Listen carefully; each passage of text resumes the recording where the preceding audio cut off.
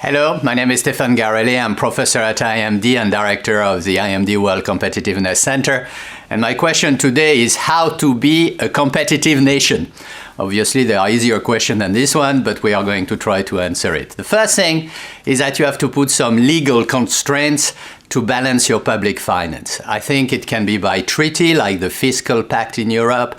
It can be in laws or constitutions, like in Switzerland about 10 years ago, or in Germany 2 years ago. But basically, you need to enforce balanced finance, otherwise it simply doesn't work. The second thing you need to do is to make. The made-in concept is a very important concept in competitiveness. A country, at the end of the day, is what it makes.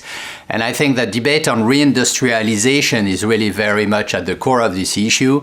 US, Britain, Japan have lost about 20% of their industry during the past 20 years. 5.7 million jobs lost in the US in factories during the past 10 years.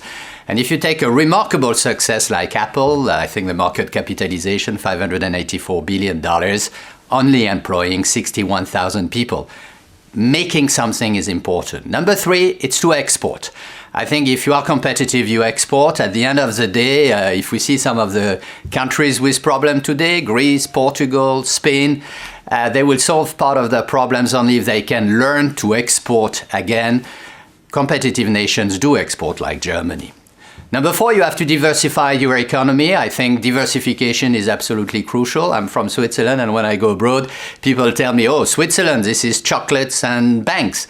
I say, yes, but maybe it's a bit of food. Oh, yes. Maybe it's a bit of watches. Yes. Maybe it is pharmaceutical, like Novartis.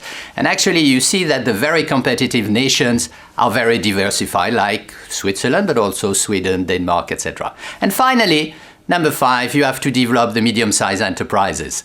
Every country around the world has large multinationals at the top and a lot of small companies at the bottom. Where you make the differences in between, what the Germans call the Mittelstand, medium-sized enterprise, 300 to 1,000 people, export-oriented, they make something, they have a technology they have developed, they contribute to the diversification of the economy.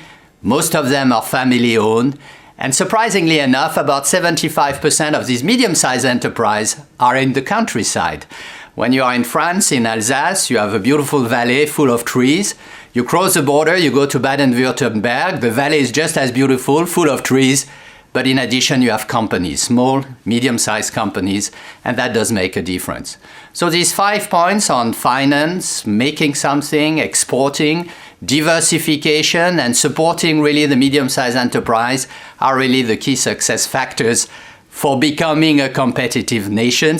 Of course, it's easier to say than to do, but really, I think this is the name of the game.